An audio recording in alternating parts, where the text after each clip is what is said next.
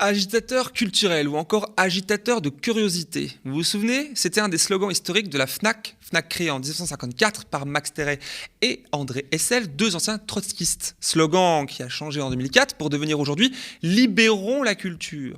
Avec une promesse tout affichée, nous, à la FNAC, nous disons oui à la culture pour tous et sous toutes ses formes, comme vous voyez à l'écran. Et pourtant, ce grand acteur culturel français s'est illustré samedi et tout le week-end aux antipodes de sa promesse en censurant un jeu de plateau, le retirant de son site marchand après quelques tweets offensifs provenant en premier lieu de l'eurodéputé proche de Zemmour, Jérôme Rivière, très vite suivi du célèbre, désormais célèbre, malheureusement député le péniste Grégoire de Fournas, puis d'un gazouillis du syndicat du commissaire de police, le SCPN, connu pour ses positions ultra-droitières. Quelques milliers de retweets dans la fachosphère ont ensuite suffi pour faire plier la FNAC. Le lendemain, cette dernière ira répondre directement au tweet du syndicat policier, je cite, « Nous comprenons que la commercialisation de ce jeu, notez les guillemets, ait pu heurter certains de nos publics. Nous faisons le nécessaire pour qu'il ne soit plus disponible dans les prochaines heures. » Le buzz sur le réseau social à l'oiseau bleu se poursuit et devient alors médiatique dans la foulée, alors que les deux principaux intéressés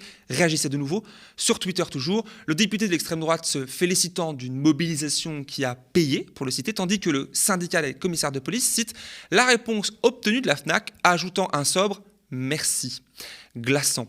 Évidemment, la gauche, dans toute sa pluralité, et les autres voix progressistes du pays se sont faites entendre pour dénoncer la pression de la fachosphère, mais aussi la censure et l'hypocrisie de la FNAC qui, dans le même temps, distribue Mein Kampf d'Adolf Hitler dans une version originale et traduite en français, ou encore Le Grand Remplacement de Renaud Camus, et bien d'autres, sans que cela ne semble poser problème de conscience à l'enseigne depuis du jumelé avec l'empire Darty. Alors, depuis, ils sont revenus sur leur position, on en parlera tout à l'heure, et ont décidé de revendre le jeu, on en parle tout à l'heure, mais au-delà de ce fait divers, bien que grave, qu'est-ce que ce dernier raconte du moment politique que nous traversons? Des choses, on va pouvoir le dire ce soir. Doit-on s'alarmer de voir la fachosphère aisément obtenir gain de cause sur le terrain culturel?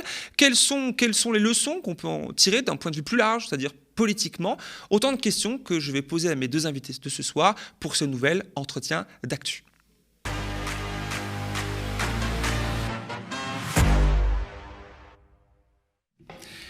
Et j'accueille sur ce plateau en direct mes deux invités de ce soir. Bonsoir à tous les deux. Bonsoir. Bonsoir.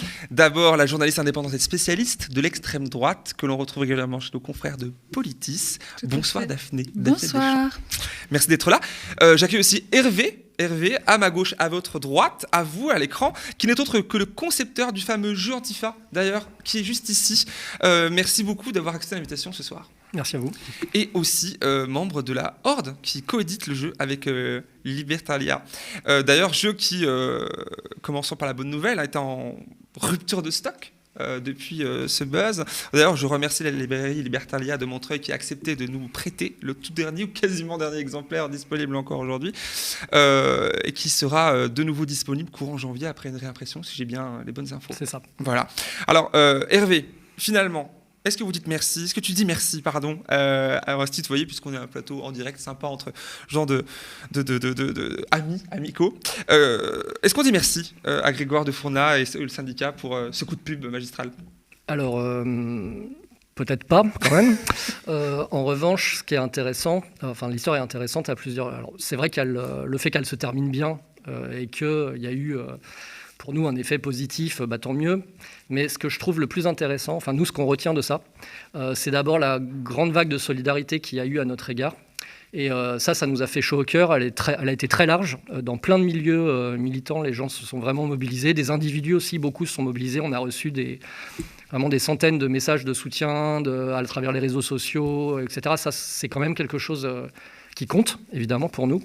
Un petit big up à la Gale à Lyon pour son action sur la FNAC qui nous a fait chaud au cœur. Et puis, au-delà de ça, c'est le fait que la stratégie de l'extrême droite visant à une hégémonie culturelle, là, c'est mise à nu.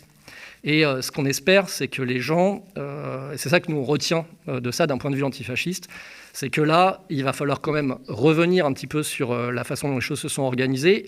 Et au-delà de l'attitude de la FNAC, ce qui nous intéresse, nous, c'est surtout comment les choses se sont montées. Parce que ce qu'on retient vraiment, c'est l'extrême droite, et de façon totalement assumée, a monté une cabale contre un jeu dont elle dit elle-même qu'elle n'a jamais ouvert la boîte. Tout à fait, c'est ça qui est intéressant. Et ça, c'est vraiment le truc intéressant parce que pour eux, ce que contient le jeu n'a pas d'importance.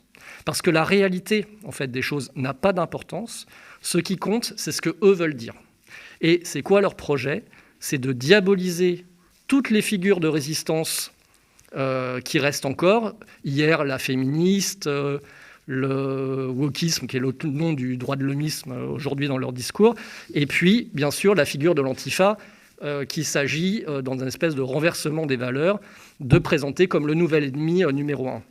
Et cette stratégie, ce n'est pas la première fois qu'ils le font, parce que ce qu'il faut rappeler peut-être, c'est que lors de la première édition du jeu, donc il y a 1 an, il y avait déjà eu, et c'était les mêmes acteurs, c'est-à-dire c'était CNews, c'était les gens autour de Zemmour, puisque pour la petite anecdote, le soir du meeting de Villepinte, le 5 décembre, le soir des violences contre les militants d'SOS Racisme, sur CNews, il y a Gabrielle Cluzel, qui est une chroniqueuse habituelle, qui a parlé déjà de Antifa le jeu pour justifier en quelque sorte les violences de l'extrême droite en disant « mais regardez, évidemment les Antifa peuvent tout se permettre, la preuve, il existe un jeu d'embrigadement de la jeunesse et qui est vendu partout ». Elle prenait l'exemple de la plus grande librairie à Tours. Voilà. Pourquoi le jeu est dans les librairies ? Parce que le jeu est édité par un éditeur qui dispose d'un diffuseur qui le diffuse dans les librairies. Voilà. Et justement, vu qu'on a la chance d'avoir un exemplaire du jeu entre les mains, que je te donne, comme ça, tu vas pouvoir nous montrer. Ce sera par ici, parce que c'est intéressant. Je pense que beaucoup de gens se posent la question, ce soir et ces derniers jours, de qu'est-ce que contient le jeu, qu'est-ce que c'est le jeu. Alors avant de commencer, j'ai envie quand même de lire les premières phrases du but de ce jeu, dans les règles du jeu. Alors on a ici le but du jeu, avec quelques amis, au masculin et au féminin, vous décidez de monter un groupe antifasciste pour réagir aux exactions de l'extrême droite. Il faudra vous donner les moyens de mettre en place des actions, et comme la vie est pleine d'imprévus, les choses ne se dérouleront pas toujours comme vous l'avez espéré. Quel est le but finalement de ce jeu, en quelques mots ? Alors, c'est déjà pour le type de jeu dont il s'agit, c'est un jeu coopératif, donc où tous les joueurs, joueuses vont jouer dans le même but, donc on ne joue pas les uns contre les autres. C'est un jeu de simulation réaliste, donc on va se mettre dans une situation qui pourrait être une situation réelle. Et c'est un jeu d'éducation populaire, dans le sens où on va en fait introduire un petit peu les bases, mais sous forme ludique, donc avec modestie, du militantisme en fait, de terrain. Nous, on a choisi le thème de l'antifascisme parce que c'est notre lutte, en ce qui me concerne, depuis une trentaine d'années. Et on parle de ce qu'on connaît avant tout. Mais pour ceux qui sont sur d'autres terrains et qui joueraient à ce jeu, vous allez retrouver toutes les pratiques que vous pouvez avoir pour toutes les luttes d'émancipation, dans toutes les luttes sociales. En fait, on fait tous un peu les mêmes choses. Qu'est-ce qu'on fait ? Des manifestations, des rassemblements, on écrit des articles, on fait des pétitions, on organise des concerts, on fait des rencontres, débats. Et on retrouve tout ça là ? Il y a tout ça dans le jeu. Est-ce que tu peux nous montrer vu que tu connais mieux que moi, j'ai découvert il y a quelques heures. Alors que toi, Daphné, tu le connais un petit peu ce jeu, je pense ? Oui, parce que tu l'as étudié moi, du coup, j'ai eu la première version de la part d'Hervé il y a 1 an. Et donc, oui, j'ai déjà eu l'occasion d'y jouer plusieurs fois. Effectivement, c'est Qu'est-ce que tu peux en dire finalement ? Est-ce que moi, je pense que c'est un bon outil de formation. Je pense que, de toute façon, c'est conçu comme ça à la base, si je me trompe pas. À la base, c'était un outil de formation créé par la Horde qui, face au succès du jeu, a décidé de l'éditer sous forme de jeu de plateau. Mais en effet, c'est un outil d'éducation populaire, et le jeu de société comme outil d'éducation populaire, c'est pas quelque chose de nouveau. On peut en citer plusieurs. On peut citer par exemple le jeu de la ZAD qui avait eu pas mal de succès. Il y a le jeu des Pinsons Charlot, sur ces thématiques-là. L'année dernière, au moment de Noël, il y a Pierre Géquizalc qui travaillait à l'époque pour Basta, donc autre média indépendant, qui avait fait un article qui vous recommandait en fait plusieurs jeux de société sur ce genre de thématique, donc féminisme, et qui recommandait notamment Antifa le jeu.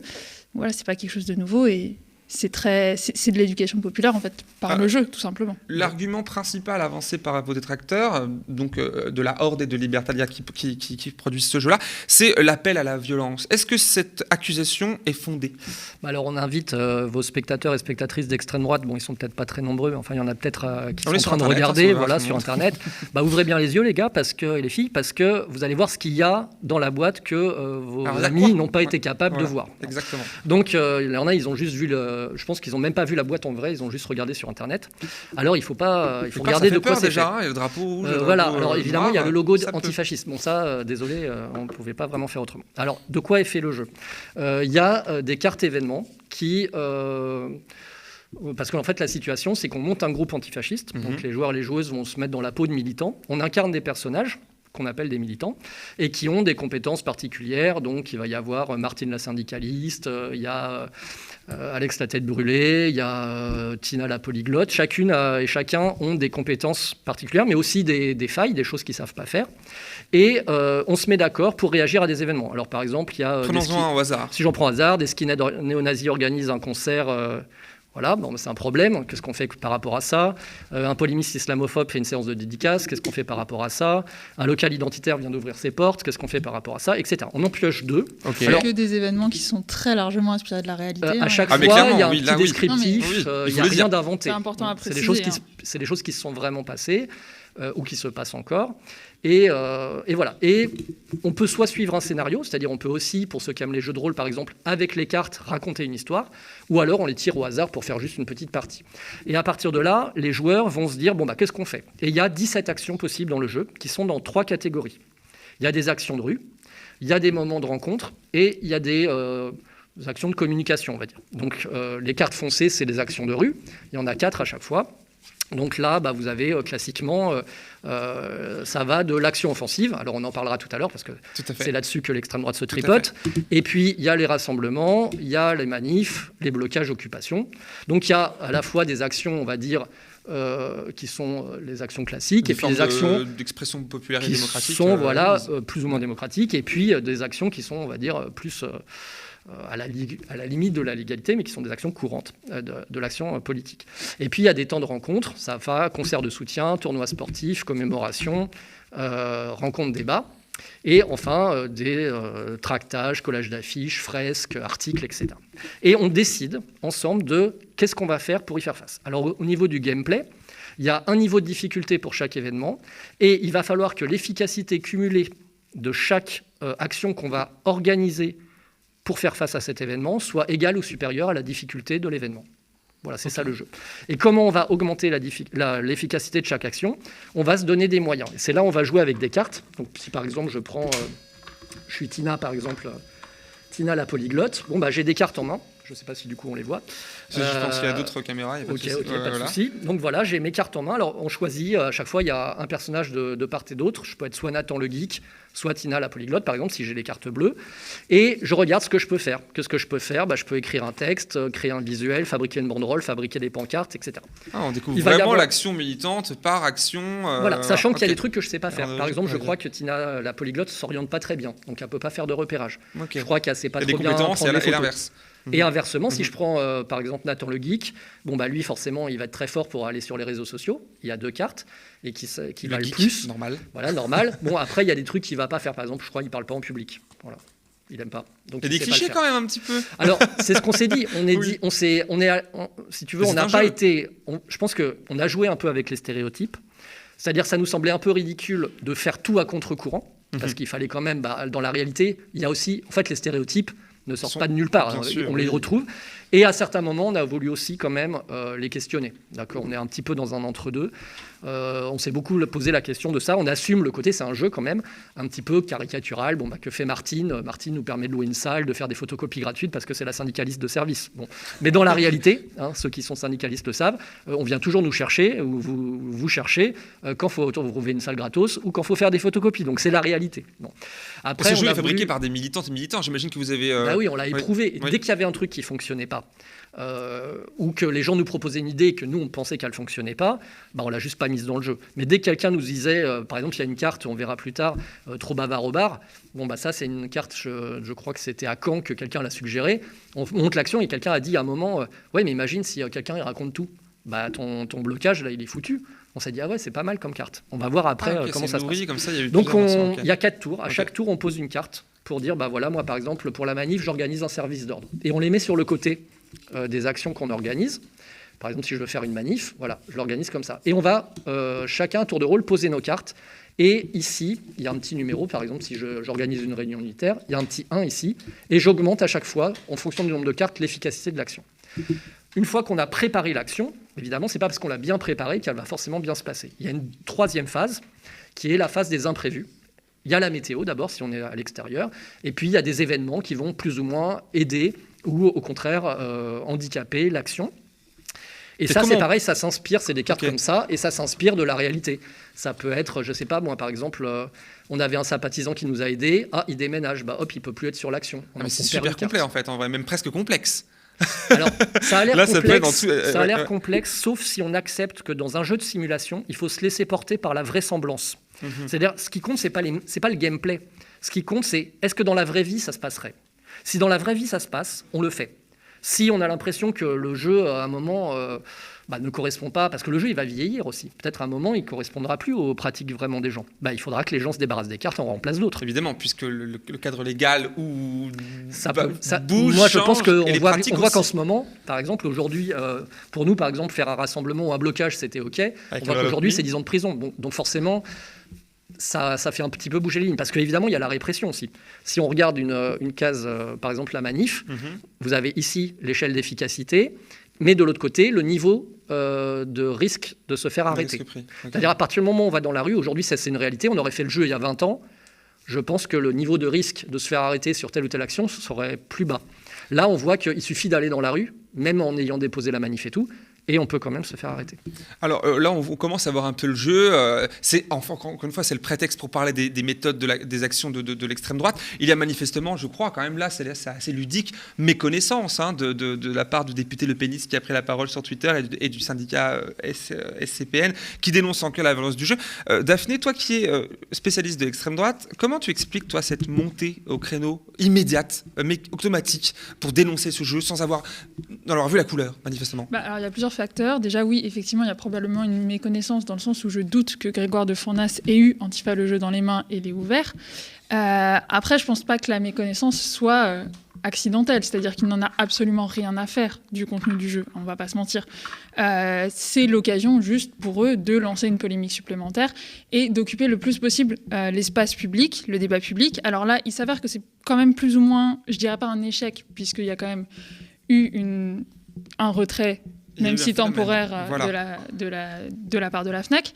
Mais il y a eu un espèce d'effet stressant dans le sens où, dans les faits, Antifa le jeu, je suis désolée Hervé, mais c'était pas très connu. Il y avait eu une petite polémique l'année dernière, comme tu l'avais dit, mais ça restait quand même assez confidentiel. Libertalia reste un éditeur qui est relativement confidentiel. Et puis, c'est un jeu qui n'est pas tiré à tant d'exemplaires que ça, même si c'est plusieurs milliers. Donc là, en fait, avec cette médiatisation, on a parlé du jeu sur France Inter. Là, on a un plateau qui parle de ça. Le jeu a été épuisé chez Libertalia. Enfin, voilà, c'est un petit peu un effet inverse. Mais de manière générale, en fait, il y a cette dynamique à l'extrême droite qui a pour but de s'emparer d'absolument tous les sujets pour les retourner à son avantage. Et puis le fait aussi que là, on est maintenant 91 députés d'extrême droite à l'Assemblée, 89 au Rassemblement national, ça leur donne une visibilité qu'ils n'avaient pas forcément l'année dernière quand ils ont tenté de faire la même polémique, comme tu le racontais tout à l'heure. C'est vrai qu'il y a des choses qui changent. Effectivement, c'est important de souligner le nombre de députés d'extrême droite à l'Assemblée. Alors là, on peut parler de tentative de cancel culture ou pas ? Parce que c'est quand même quelque chose. C'est un terme que les médias ou tout le monde les politiques utilisent beaucoup pour taxer les militants de Je dirais pas ça. De je gauche. Dirais, comme je l'ai dit tout à l'heure, je pense, j'insiste un peu, mais pour moi, c'est de la diabolisation inversée en quelque sorte. Enfin, en tout cas, c'est une forme de diabolisation. C'est-à-dire, c'est pas ce qui est demandé en fait réellement. Ce que l'extrême droite veut obtenir, c'est pas l'interdiction du jeu ou que le jeu ne se diffuse pas, puisque comme tu l'as dit, ils s'en foutent du jeu. Ce qu'ils veulent faire, c'est trouver un prétexte, et le jeu était un prétexte pour eux, pour remettre une couche sur « regardez l'Antifa, c'est la figure aujourd'hui l'ennemi de la démocratie, ils cherchent à embrigader les enfants, ils appellent à la violence, etc. » Et ça a été l'occasion de le répéter ad nauseam sur tous les médias, CNews, etc. Je voudrais aussi donner un petit exemple, parce qu'on n'a pas beaucoup parlé de la police. Bien sûr, il y a le syndicat des commissaires, mais ça, à la limite, c'est presque anecdotique. Ce que je trouve plus intéressant, c'est que le soir même, donc tout s'est passé en 24 heures, c'est ça quand même qu'il faut voir. Donc c'est un petit peu difficile de dire que toutes ces personnes se soient mis d'accord de façon totalement spontanée. Moi, je ne crois pas trop à ça, parce qu'il y avait un sujet sur CNews, par exemple, d'1 minute 20 sur le jeu, qui commence, on va dire, de façon assez classique, qui montre les tutoriels vidéo qu'on a fait pour expliquer comment fonctionne le jeu, un peu comme je l'ai fait tout à l'heure, donc ça commence bien. Et à un moment donné, tout d'un coup, le son saute, l'image vacille, et qui on voit à l'écran un secrétaire d'Alliance Police, qui, de façon complètement déconnectée de tout ce qui vient d'être dit avant, explique, et là je le cite texto, ce jeu, le jeu Antifa, c'est l'école du crime, c'est apprendre aux jeunes à attaquer la police, à s'en prendre aux personnes, c'est un jeu extrêmement dangereux, etc. Et cette parole n'est pas portée par le Reconquête ou le RN, il est porté par Alliance Police. Après, de la part de l'extrême droite qui s'en prennent à Antifa le jeu, je dirais, c'est de bonne guerre, qui cherchent à faire oublier leur propre violence et la réalité de ce qu'est l'extrême droite aujourd'hui, parce que c'est ça l'autre enjeu. L'enjeu de l'hégémonie culturelle, c'est pas simplement d'imposer ses idées, c'est de faire rentrer dans la tête des gens que l'extrême droite, ça n'existe pas. Et ça s'est très bien vu sur CNews, dans l'émission Ça se discute avec le rédacteur en chef de Valeurs Actuelles, qui explique doctement, qui est là en disant ce qui est très intéressant, c'est que en fait le jeu Antifa n'est pas du tout, nous fait croire qu'il existerait quelque chose comme ça de complètement inventé et ça s'appellerait l'extrême droite, il faudrait lutter contre. Donc là, à un moment, les choses... Il y a un déni et quelque chose... Là, c'est pas le déni, en fait, c'est une volonté. Là, la cancel culture, pour moi, elle est là. Ils essayent de s'auto-supprimer. En fait, c'est le pendant très logique. Hervé, du coup, a parlé de la diabolisation de l'antifascisme. En fait, c'est le pendant très logique de la dédiabolisation du RN et de l'extrême droite, avec le décalage de qu'est-ce que c'est la droite, qu'est-ce que c'est l'extrême droite, qu'est-ce que c'est le centre. On a vu ça avec Macron qui se droitise, les LR qui s'extrême droitisent, le congrès des LR qui a lieu ce week-end. Oui, on l'a suivi. Un des candidats principaux et un des leaders, c'est Éric Ciotti. Éric Ciotti c'est une surprise pour moi qu'il n'ait pas rejoint Éric Zemmour pendant la présidentielle. Marine Le Pen qui se normalise, Zemmour qui refuse le terme extrême droite, qui parle d'union des droites, etc. En fait, quand on décale ce que c'est la droite, l'extrême droite et le centre, on décale aussi ce que c'est la gauche. Et donc, du coup, quand on dit que Jean-Luc Mélenchon est d'extrême gauche, quand on dit que Olivier Faure... C'est une erreur, il faut préciser. Jean-Luc Mélenchon n'est pas l'extrême gauche. À la rigueur, on s'en fiche. Non, mais je veux dire, dans cette lecture-là, ça vient tout fausser, finalement. Du coup, effectivement, ça peut paraître d'extrême gauche. Mais quand on dit Olivier Faure du Parti Socialiste, qui n'est pas connu pour sa radicalité, se radicalise en rejoignant la NUP, etc. En fait, tout ça décale le centre politique, décale du coup complètement l'hémicycle. La gauche, la droite et le centre, c'est basé sur l'hémicycle de l'Assemblée nationale. Et en décalant tout ça, effectivement, ça diabolise des choses qui n'étaient pas du tout diabolisées auparavant, comme des actions qui sont en fait très classiques dans l'antifascisme, tout en dédiabolisant des positions qui sont les positions de l'extrême droite. Des actions qui peuvent, alors je me fais l'avocat du diable, c'est un peu mon travail aussi, est-ce qu'on peut quand même comprendre qu'un jeu reprenant les codes pour les moins radicaux du mouvement antifasciste puisse choquer l'opinion quand même? Est-ce qu'on peut comprendre que certaines actions, comme certaines actions physiques, j'ai dans ma main, c'est une fameuse carte qui a fait le buzz sur les réseaux sociaux, la carte Kakatov, qui, alors pour ceux qui ne connaissent pas forcément, c'est la version soft du cocktail Molotov et qui finalement a atteint l'intégrité. On se souvient de l'épisode Gilets jaunes où les policiers avaient peur de s'en prendre. Je ne dirais pas ça. Il faudrait peut-être le resituer dans son contexte. Le contexte, c'est déjà le Venezuela en 2017. Donc on s'appuie toujours sur quelque chose qui existe dans la réalité des mouvements sociaux. Et je ne dirais pas la version soft, je dirais la version ludique, encore une fois.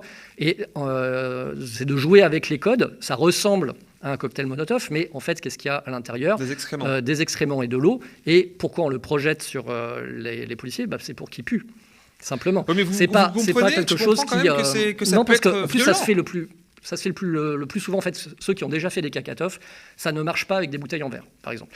Un vrai Kakatov se fait dans une bouteille en plastique la plus molle possible. On est dans la technique. Il faut rentrer dans la technique, parce qu'il ne faut pas savoir de quoi on parle. Il faut que ça soit vraiment... vous prenez vraiment les bouteilles d'eau vraiment les moins chères, les moins épaisses, et vous bouchez pas trop le... Enfin voilà, il faut en avoir fait déjà dans sa vie pour voir comment ça fonctionne. C'est clairement quelque chose, bien sûr, qui est offensif. À nous, d'ailleurs, il y a un truc qui s'appelle Option Offensif. J'aimerais bien vous montrer l'image. Voilà. Qui est là. Je ne sais pas si on la voit, du coup.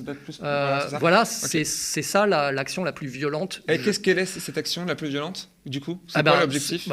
L'objectif, c'est ce qu'on explique. Il arrive, il est possible. Je veux dire, par exemple, si vous avez une manifestation de néo-nazis, on peut choisir comme option stratégique que la meilleure défense, c'est l'attaque.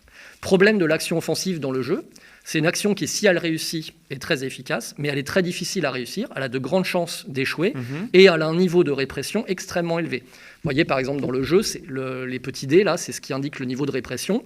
On voit que choisir d'aller l'action offensive, c'est à un moment donné prendre aussi ses responsabilités, c'est-à-dire il y a un certain nombre de risques. Donc, ne faire, par exemple, dans le jeu que aller dans la rue, des actions offensives, etc., ça a des grandes chances de déstabiliser le groupe, ou en tout cas, ça oblige à prendre en compte la répression, parce que quand les gens se font arrêter, après, ils peuvent passer en procès, il faut organiser des comités de soutien. Tout ça, c'est prévu par le jeu, pour aussi faire réfléchir aux gens, aux conséquences aussi des actes qu'on choisit. Nous, on n'a pas de jugement moral par rapport à la question de la violence, parce que cette question, elle est toujours mal posée. C'est un peu comme celle de la liberté d'expression. De quelle violence on parle ? C'est justement la question suivante, c'est-à-dire que cela pose évidemment la question de la violence, évidemment, puisque c'est l'argument massu avancé pour faire taire ce jeu ou ces actions-là. J'ai envie d'entendre Daphné sur cette question-là, parce que c'est une vaste question qu'on va devoir quand même aborder même rapidement, parce que la violence, qu'est-ce que c'est la violence ? Est-ce que l'une vaut l'autre ? Alors, on sait l'extrême droite violente, on le sait, on suit ici, toi dans ton travail, et nous aussi ici. Tu peux peut-être nous rappeler quelques exemples courants, mais sa violence est-elle, je me fais encore l'avocat du diable, manifestement, est-elle comparable à celle de l'extrême gauche que tu peux représenter avec ce jeu ici ? Est-ce qu'on peut imaginer dans le même cas un jeu similaire, finalement, aussi de l'autre côté, qui viendrait combattre l'extrême gauche ? Tout se vaut finalement. Est-ce que c'est ça ? Et tout doit être combattu de la même manière ? Quand tu évoques, pour rappeler quelques faits, comme tu viens de le dire, donc l'extrême droite est très coutumière des ratonnades, des attaques de locaux, de librairies, de cortèges de manifestations. Enfin voilà, ça c'est juste quelques petits exemples qui se sont passés très régulièrement. Donc il y a pas mal de médias indépendants qui font des compilations régulières de ce genre d'exactions. Après, je pense qu'il y a une première différence à faire, c'est que l'extrême droite s'attaque à des personnes pour leurs identités. L'antifascisme, en général, combat des personnes pour des positions politiques. Donc c'est déjà une première différence qui est assez majeure, dans le sens où l'extrême droite va s'attaquer à des personnes parce qu'elles sont racisées, parce qu'elles sont LGBT, etc. Enfin voilà, on peut rentrer dans les détails. Mais on pourrait dire que cette position-là est une position politique, finalement, s'ils sont organisés et qu'ils vont attaquer... Non, parce que quand tu es racisé, tu n'as pas le choix d'être racisé. Alors que quand tu es d'extrême droite, tu as le choix d'être d'extrême droite. C'est ça la différence aussi. Parce que je te vois faire l'avocat du diable, je te vois tenir ce raisonnement. Mais en fait, c'est aussi la question de la différence entre l'identité et le positionnement politique. Évidemment, les deux sont intrinsèquement liés, pour beaucoup, vu que ton identité affecte la façon dont tu perçois la société, etc. Bref, on ne va pas refaire un cours de sociologie très basique. Mais c'est déjà deux choses qui sont extrêmement différentes. Après, personnellement, ce n'est pas mon rôle de donner mon opinion sur est-ce que ça pourrait exister dans l'autre sens. Mais si on prend les actions de l'extrême droite, qui sont quasiment tout le temps offensives, en fait, l'extrême droite n'a pas d'action défensive. L'extrême droite n'a que des actions offensives. Là, Hervé citait des actions défensives, c'est lutter contre un concert de skinhead néo-nazi. Ce n'est pas organiser un concert de métal néo-nazi. En fait, c'est ça la différence. C'est que l'extrême droite est systématiquement offensive. Offensive contre la différence, la diversité, offensive contre le progressisme, etc. Je crois qu'il y a une autre chose qu'il faut... La focalisation sur la violence, elle permet aussi d'évacuer le débat d'idées. Parce que la question, c'est pour quelle société on se bat. Nous, c'est très clair. Pourquoi on est antifasciste ? Parce qu'on se bat pour une société égalitaire. Or, qui défend le projet le plus inégalitaire qui soit, c'est l'extrême droite. Or, elle a du mal un petit peu avec ça. Ça viendra. Zemmour a commencé à envoyer déjà des petites balises pour dire bon, bah, finalement, raciste, est-ce que c'est vraiment un problème ? Est-ce que sexiste, c'est vraiment un problème ? Est-ce que vouloir enfermer les gens dans des identités figées, est-ce que c'est un problème ? Pour eux, clairement pas. Mais là, pour l'instant, ils sentent que les gens ne sont pas trop prêts. Donc, au lieu de nous attaquer sur nos idées, parce que nous, pourquoi est-ce qu'on combat l'extrême droite ? C'est pas parce que c'est l'extrême droite, c'est parce qu'elle défend un projet de société qui est exactement aux antipodes de nous. Donc il y a bien un projet, il y a bien une politisation, alors effectivement basée sur... On pourrait dire ça, encore une fois, les personnes qui ne sont pas forcément politisées, qui nous regardent soit parce qu'ils voient le jeu, ils ont vu même n'importe qui peut se poser cette question, dans quel monde je veux vivre ? Oui. Politisé ou pas, enfin pour moi, c'est des questions que personne ne peut dire, mais je m'en fous moi. Soit tu penses que les inégalités sont naturelles, vont de soi, et que donc la société doit être organisée autour de ça, soit tu penses que l'égalitarisme, c'est un projet de société à long terme, quelque chose qui doit être défendu, que oui, l'égalité des droits, c'est important, que oui, l'égalité salariale, c'est important, que oui, chacun doit pouvoir trouver sa place dans la société, que l'oppression, l'exploitation sont des problèmes. Si tu es convaincu de ça, c'est que tu défends une vision égalitaire. Si tu penses l'inverse, je ne pense pas qu'on puisse dire moi je rêve d'une société qui soit à moitié égalitaire et à moitié inégalitaire. Ça n'a aucun sens. C'est soit l'un, soit l'autre. Alors évidemment, on pourrait dire oui, là vous avez un projet ultra inégalitaire et puis nous on va défendre un projet ultra égalitaire si on veut.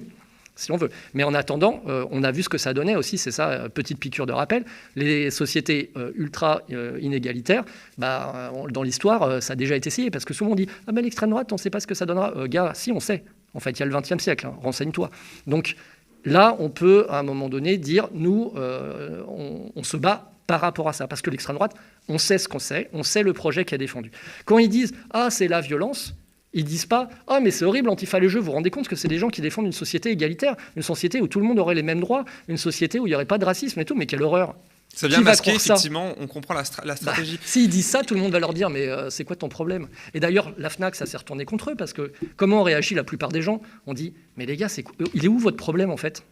Même si c'était vrai, il est où votre problème ? Et d'ailleurs, on l'a dit, je l'ai appris dans quelques instants avant de prendre l'antenne, et vous avec moi, que la FNAC avait changé de fusil d'épaule, et finalement, c'est peut-être la semaine prochaine, ils rechangeront d'avis, je veux dire. Sans aucun doute. Alors, il y a aussi le rôle du syndicat, quand même, de commissaires de police, qui est important à souligner, ce rôle peut-être nouveau, où les syndicats de police sont de plus en plus puissants en France, avec une force de frappe médiatique. Dès qu'il y a un problème, par exemple, on va leur faire appel d'abord à eux pour expliquer ce qu'il s'est passé sur un terrain ou un autre. Alors, c'est à son tweet, quand même, que la FNAC a choisi de répondre. C'est à ce syndicat que l'entreprise a choisi d'obéir, on le note quand même, ça a duré quand même près de tout le week-end. Syndicat qui a réagi hier pour affirmer que non, je ne sais pas si vous avez vu le tweet, non, il n'avait pas demandé le retrait du jeu, comme l'affirment les observateurs, ou notamment la presse. Ici, on voit l'exemple de BFM TV repris par le Twitter du syndicat, alors que dans le même temps, juste avant, le syndicat, dans son tweet précédent, commentait d'un merci, comme on l'avait dans l'intro, le tweet de la FNAC qui annonçait la suppression du jeu. Daphné, il y a quelque chose à analyser peut-être dans ce double jeu et le rôle des syndicats policiers dans tout ça ? C'est pas une nouveauté que l'extrême droite ait ce type de syndicats policiers, notamment Alliance ont de très fortes alliances. En fait, il y a eu une manifestation, c'était il y a un peu plus d'1 an, devant l'Assemblée, qui a rassemblé beaucoup de gens, y compris certaines personnalités de gauche, ce qui a été très très critiqué. On pense notamment à Fabien Roussel, mais c'est pas quelque chose de nouveau. Et en fait, le projet de société de l'extrême droite, pour pouvoir exister, nécessite la police. Et on sait que dans la police et dans l'armée, il y a des taux d'opinion d'extrême droite beaucoup plus élevés que dans la population générale. Donc c'est pas une surprise. Après, effectivement, ils prennent de plus en plus de place, mais de manière générale, en fait, les extrêmes droites même prennent de plus en plus de place dans le débat public. Je préfère dire les extrêmes droites au pluriel parce en fait, c'est extrêmement varié. Et les envisager dans leur ensemble, c'est bien plus pertinent, puisque ça permet de se rendre compte de l'ampleur du problème. Alors, un mot aussi, peut-être surtout sur arriver sur la FNAC. Peut-être avant de parler de la FNAC, juste pour finir pour la police, juste une petite anecdote. Sur CNews toujours. Oui. Sur CNews toujours, ils ont dit ce jeu est scandaleux parce qu'il y a un jeune du quartier des Mimosas tué par la police. Et qu'on ose parler de ça. Eux, ça leur a fait péter un câble. Et je pense que pour la police, ils n'ont pas ouvert le jeu. S'ils l'avaient ouvert, ils voient ça. Ils trouvent ça anormal que les gens se mobilisent là-dessus. Bon, moi, je pense que ça, c'est pareil. Apporter à la réflexion de vos spectatrices. Bien, alors, je voulais avoir un mot. Alors, on s'approche de la fin de notre entretien, évidemment. Toutes les bonnes choses ont une fin.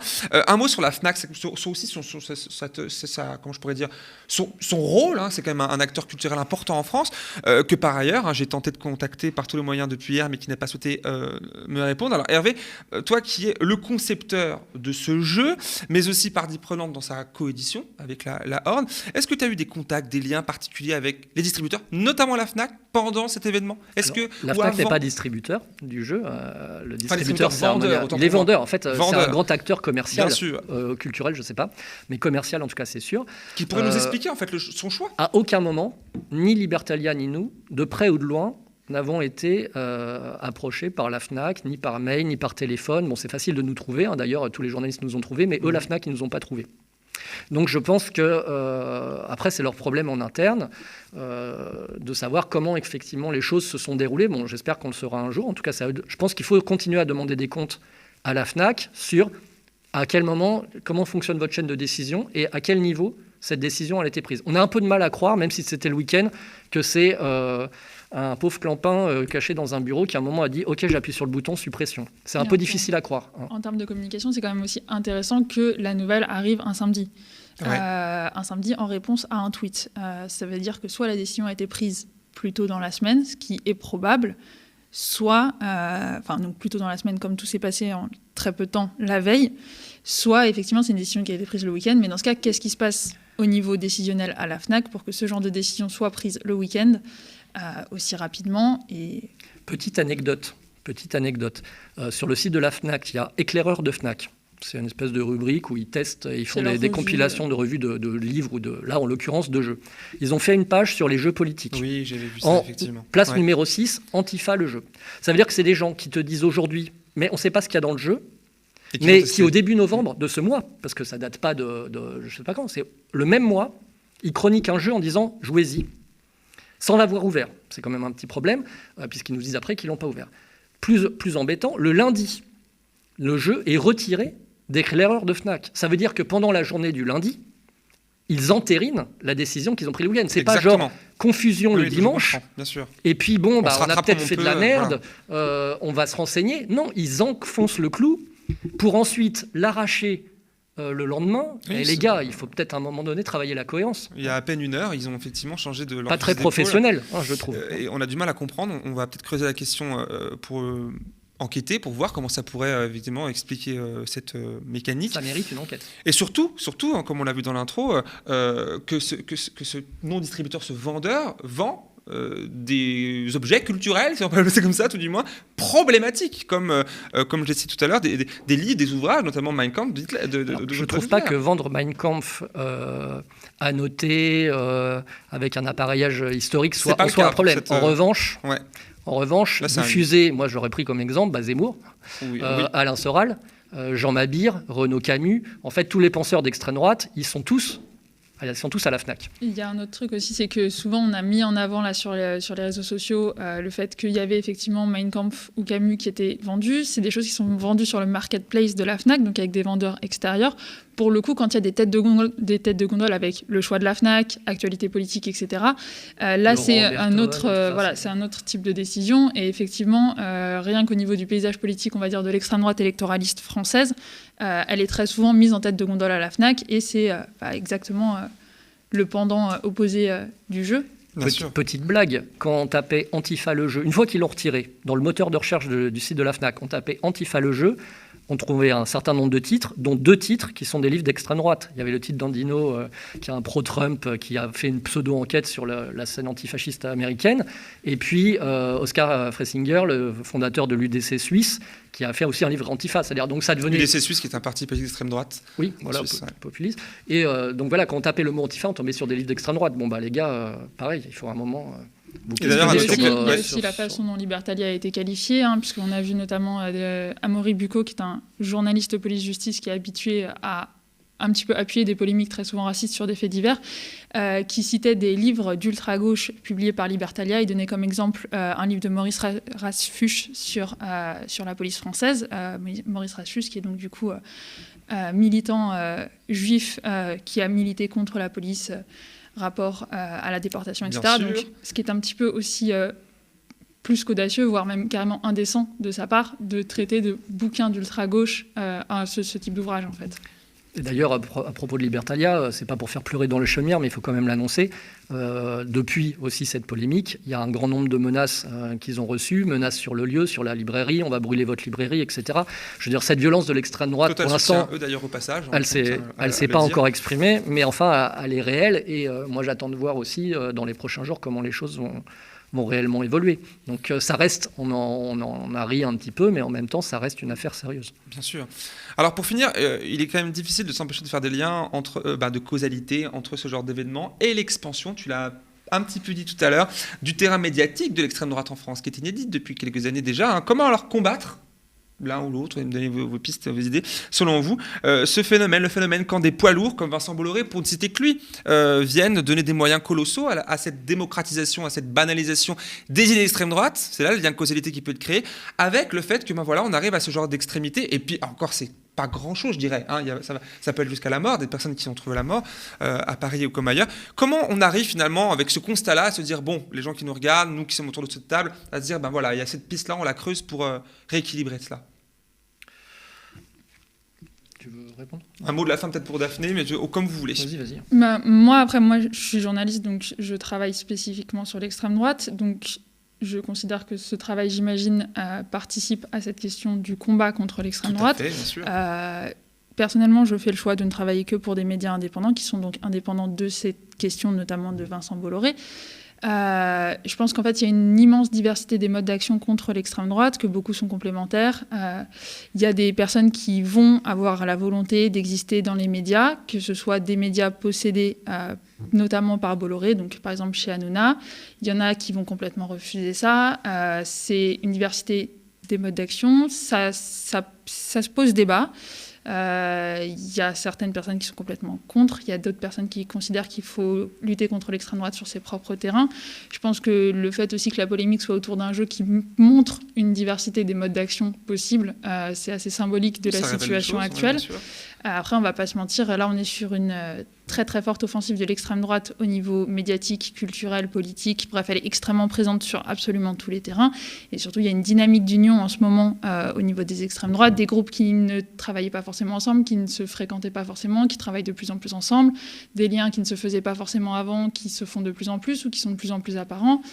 Si on prend l'exemple de Jordan Bardella, qui est donc du coup le nouveau président du Rassemblement national, derrière lui, il y a quelque chose qu'on appelle la Good Connection. La Good Connection, c'est donc du coup des anciens cadres du groupe Union Défense, groupe qui était ultra violent, le GUD qui s'est autodissous en faveur du bastion social, puis là qui vient de renaître de ses cendres il y a quelques semaines. Enfin voilà, il y a une dynamique d'existence, que ce soit politique, médiatique, culturelle, qui est extrêmement présente, avec une dynamique d'union. Et je pense que la priorité aussi pour nous, on va dire gens de gauche, c'est aussi de travailler collectivement avec notre diversité des modes d'action et travailler un petit peu sur nos différends internes. Après... Tu partages, j'imagine, ce constat. Oui, mais... On a un recul, un retard sur la gauche, finalement, de ce genre de mode. Moi, je pense pas. Hein. C'est-à-dire, ce qu'il faut aussi remettre un petit peu les choses à leur place. C'est-à-dire qu'il y a aussi il y a beaucoup d'autosuggestion dans le discours de l'extrême droite, hein, d'auto-accomplissement, on va dire. On l'a bien vu avec la campagne Zemmour. Pour eux, il n'y avait aucun doute. Il allait tout déchirer ou alors, à minima, être le chef de l'opposition. Puis on a quand même vu le résultat à l'arrivée. Donc je pense qu'il y a un effet loupe aussi sur la capacité de l'extrême droite parce que certes, il y a une vraie offensive d'hégémonie pour gagner la guerre culturelle, mais pour gagner la guerre culturelle, il faut arriver avec de la culture. Et les artistes d'extrême droite, ils sont où ? Les chanteurs d'extrême droite, ils sont où ? Millésime cas, il y en on a en parle. de plus en plus, des influenceurs, des voilà, rappeurs. Je dis pas qu'il n'y en a pas. Je parle d'artistes. Je parle d'artistes. Si Papacito pour toi c'est un artiste, bon bah évidemment là, c'est compliqué. Mais tu vois, des guignols, ils en ont plein. Des gens qui font tu vois, faire des likes, etc. C'est pas faire des vues sur YouTube. Je dis pas que ça compte pas. Bien sûr, c'est important. Mais la culture heureusement se résume pas à Hanouna et Papacito. Je veux dire qu'à un moment donné, tes figures de proue, c'est ça. Je ne dis pas qu'il ne faut pas s'en inquiéter, mais je voudrais aussi, à un moment qu'on ait un discours, nous, positif, c'est un petit peu pour prendre un autre exemple. L'extrême droite invente peu, pour ainsi dire pas. Et quand elle semble innover, en fait, elle nous pique nos idées à nous. Je prends l'exemple du bastion social il y a quelques années. Tout d'un coup, tout le monde se dit « l'extrême droite ouvre des squats, mais ils sont trop forts. Gars, ça fait des années, nous, qu'on ouvre des squats, et on en ouvre tout le temps, et on continue à en ouvrir quand eux, ils sont passés à autre chose. » Mais je ne dis pas qu'il ne fallait pas en parler, mais ils faisaient croire, en mettant en scène, hein, c'est un peu comme Génération Identitaire, ils n'inventent rien, en vrai, au niveau de la communication politique. Par contre, ils vendent leurs produits. Ils ont des moyens. Ils ont des bons moyens pour vendre leurs produits. Ça, c'est vrai. Très récent de ça, c'est les occupations de fac dans l'esprit collectif, c'est une technique de gauche. L'année dernière, la Cocarde Lyon, qui est donc un mouvement d'extrême droite lyonnais étudiant, a occupé un amphithéâtre. C'est une reprise des modes d'action et de gauche. Et eux, c'était très explicite dans leur discours. C'était... OK, on va faire comme la gauche parce que comme ça, on sera écouté. Bon, au final, ça a fait relativement un flop, mais c'est une reprise de ces modes d'action. Et puis, il y a aussi au niveau des idées, pareil, je veux relativiser un petit peu pour pas que les gens disent parce qu'il y a un truc, il y a un espèce d'effet de suffocation des fois, disant mais l'extrême droite, ils sont trop forts, l'extrême droite, ils sont partout. Non, l'extrême droite, elle n'est pas trop forte, elle n'est pas partout. Et même au niveau dans le discours ambiant, moi, je vais faire le vieux con, mais il y a 30 ans, les horreurs racistes et sexistes qu'on entendait ou qu'on voyait dans la publicité, mais aujourd'hui, quelqu'un ferait ça. Mais il serait banni tout de suite. Enfin, il y a un moment donné quand même pas mal de points sur lesquels l'extrême droite a reculé. Évidemment, elle essaye de masquer ça en se victimisant, en disant voilà, mais c'est la faute au lobby, au machin, au truc. La réalité, c'est que il y a aussi, je ne dis pas que c'est linéaire, je ne dis pas qu'il y a une voie du progrès, mais sur un certain nombre de questions de société, parce que nous, on voit bien, comme on se positionne souvent du point de vue de l'extrême droite, eux, ils sont désespérés de l'état de la société. Pour eux, tout est foutu. Il n'y a plus rien à faire à part la guerre civile, parce que l'immigration, c'est toujours plus. Les théories du genre qu'ils ont essayé, le wokisme et tout ça, en fait, la réalité, c'est que ça se banalise tout ça. Et pour eux, ils ont beau le dénoncer, etc., on a l'impression comme ça qu'ils occupent beaucoup d'espace pour le faire. On leur tend beaucoup les micros, ils sont sur des positions ils plutôt défensives. Qu'est-ce qu'ils avancent ? C'est quoi les choses nouvelles, entre guillemets, qu'ils arrivent à mettre dans la tête des gens ? Alors, bien sûr, il y a une banalisation du racisme, c'est vrai, mais je ne pense pas que les gens soient tellement plus racistes. Tu vois, aujourd'hui qu'il y a 30 ans, je dirais même non. Je dirais même moins. Tu te rends compte que l'extrême droite, avant ils disaient les bougnoules, maintenant ils disent les migrants. Mais c'est même prouvé statistiquement ce que dit Hervé sur le fait que, par exemple, le racisme recule en France. C'est Nona Meyer, qui est donc politologue, qui gère le baromètre français sur le racisme et l'antisémitisme. Et donc c'est un baromètre qui est annuel. Et ce qui est montré, c'est qu'il y a différents degrés d'acceptation selon les classifications par ce baromètre. Et que dans les faits, tous les taux d'acceptation augmentent ces dernières années, pas forcément dans le débat public, mais dans l'esprit collectif et au niveau des statistiques. Après, point négatif, ce qui peut pousser finalement la radicalisation des acteurs des mouvements d'extrême droite. Mais pas seulement. En fait, il y a une acceptation, mais de tout. Et il y a aussi une plus grande acceptation de l'extrême droite dans le paysage. C'est-à-dire, pour le coup, elle s'est normalisée, elle a tout fait pour, elle s'est banalisée. Et ça, c'est vrai que c'est inquiétant parce que les gens ne l'identifient plus comme telle. Et donc, il y a l'évidence antifasciste qui pouvait exister il y a quelques décennies. Aujourd'hui, l'antifascisme en tant que tel est devenu une lutte à défendre, ne serait-ce que parce qu'il faut à nouveau démontrer, mais c'est stimulant intellectuellement et politiquement, il faut à nouveau démontrer que l'extrême droite existe, de quoi elle est faite, quelles sont les idées qu'elle défend, quel danger elle représente. Et ça, c'est un petit peu, je dirais, le challenge des antifas de maintenant. On voit vers où on va et possibilité, finalement, l'horizon n'est pas si obscur, c'est bien de le rappeler, qu'il y a une différence entre le temps médiatique, le temps politique, et effectivement de rappeler que le temps collectif, réel, ancré dans la réalité, est encore une fois différent. Merci à tous les deux d'avoir assisté ce soir. Merci beaucoup, merci Hervé, je rappelle que tu es un membre de la Horde et concepteur du jeu Antifa, qui est bien étalé sur cette table, on va peut-être faire une partie plus tard, en tout cas ça m'intéresse de le voir, à retrouver chez Libertalia. Bien sûr. Au mois de janvier, parce que là, il n'y en a plus. Les précommandes, je pense. Alors, c'est toujours possible, en fait, de le commander, mais les gens qui commandent aujourd'hui ne l'auront qu'en janvier. Faut recréer, faut réimprimer. Merci aussi à toi, Daphné. On te retrouve, entre autres, chez Politis. Oui, avec des petites surprises demain à 17h. Raconte-nous rapidement nos lecteurs assidus se seront rendus compte que notre site est actuellement en maintenance, puisque nouvelle formule, nouveau site, rendez-vous demain soir, avec plein de surprises. Et puis, évidemment, vous pouvez retrouver mes articles sur l'extrême droite. Si vous voulez vous renseigner sur le GUD, il y en a un qui est sorti la semaine dernière. Non, il y a 2 semaines, pardon. Il y a 2 semaines, oui. Et voilà. À bientôt. À bientôt, merci à tous les deux. Alors, quant à vous qui nous regardez, qui nous suivez en direct chez vous, je vous remercie d'avoir suivi l'émission en direct ou en replay, puisque c'est en replay juste après. Vous pouvez maintenant le partager, cette vidéo sur vos réseaux. Merci aussi à toute l'équipe technique du média, sans qui peu de choses seraient possibles ici. Je me fais la voix de tous les médias pour vous remercier encore. À vous, toutes celles et ceux qui abonnez mensuellement et donateurs, donatrices ponctuelles, nous soutenez, nous, dans notre travail journalistique ici au quotidien. Continuez parce que plus on sera, plus fort nous serons. Rendez-vous sur lemediatv.fr pour nous rejoindre dans cette aventure médiatique inédite. Moi, je vous retrouve ici, même heure, même endroit, la semaine prochaine, mardi prochain, pour un prochain épisode de Toujours Debout. D'ici là, bonne soirée.